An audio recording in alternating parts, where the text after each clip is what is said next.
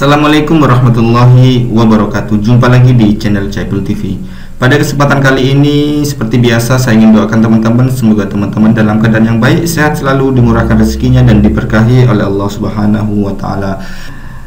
Pada kesempatan kali ini saya ingin sedikit membahas apa saja administrasi yang ada di kepersonaliaan ya. Administrasi kepersonaliaan.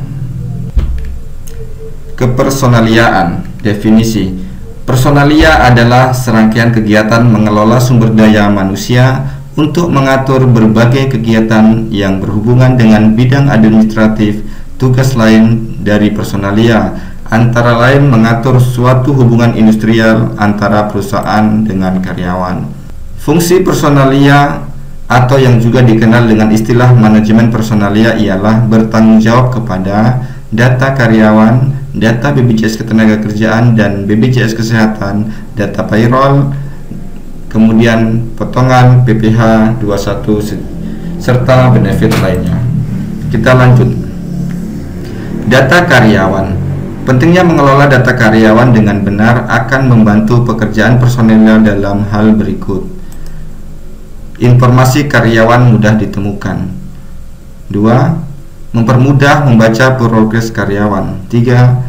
Alat perencanaan pendistribusian karyawan. 4. Memudahkan proses evaluasi perusahaan. 5. Memudahkan perhitungan payroll dan lain sebagainya. Berikut data yang dibutuhkan. Biasanya di administrasi personalia itu data-data yang dibutuhkan itu secara up to date ya. Nah, biasanya umur karyawan, tingkat pendidikan karyawan, masa kerja karyawan, status karyawan, magang, kontrak, dan tetap. Status karyawan ini biasanya dievaluasi ya, untuk magang, training, sampai kapan masa habisnya. Kemudian untuk kontrak ini biasanya 1 tahun, 2 tahun, atau 3 tahun ya. Kemudian dan karyawan tetap ini adalah yang sudah menjadi karyawan tetap di perusahaan. Kemudian ada gender ini jenis kelamin, laki-laki atau perempuan.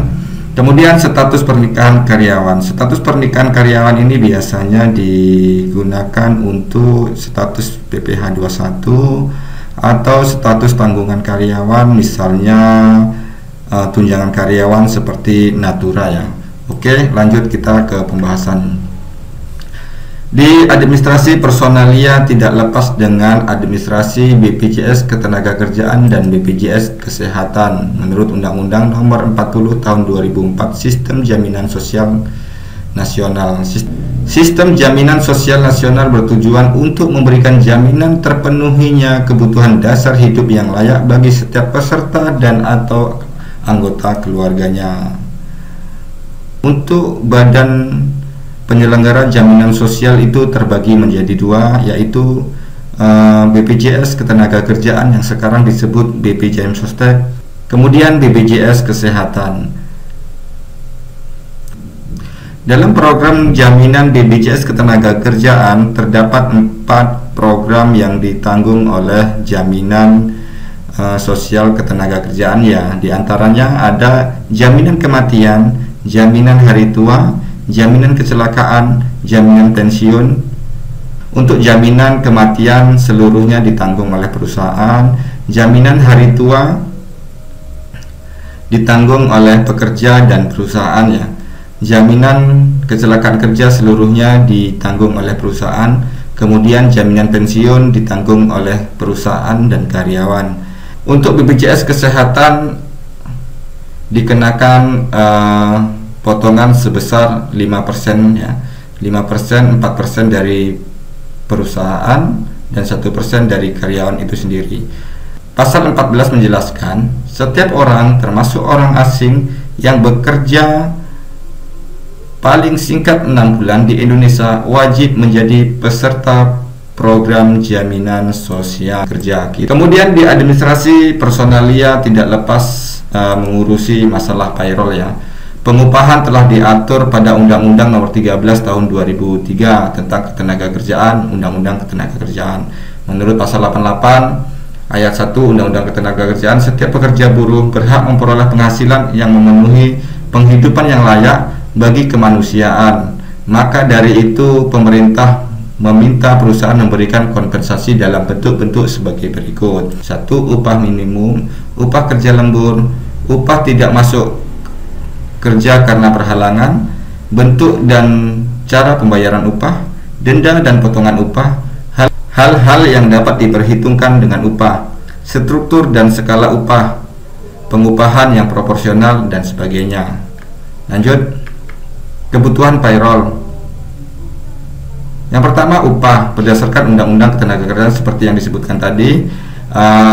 Gaji pokok minimal 75% dari upah total pegawai yang terdiri dari gaji bersih ditambah tunjangan tetapnya. Artinya gaji pokok 75% dan tunjangan tetap sebesar 25%. Di dalam komponen payroll ada upah, ada tunjangan tetap, ada lembur yang telah diatur, dan lembur ini sudah diatur dalam undang-undang ya.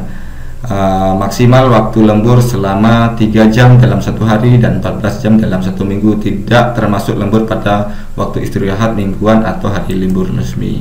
Perhitungan lembur sejam yang didasarkan pada upah bulanan dapat dihitung dengan cara 1:173 dikali upah sebulan gaji pokok plus tunjangan. Kemudian di payroll biasanya ada potongan ya, antara lain ada potongan wajib dan ada potongan tidak wajib. Potongan wajib biasanya PPh 21, BPJS Ketenagakerjaan, BPJS Kesehatan, itu potongan wajib yang harus dipotong ya.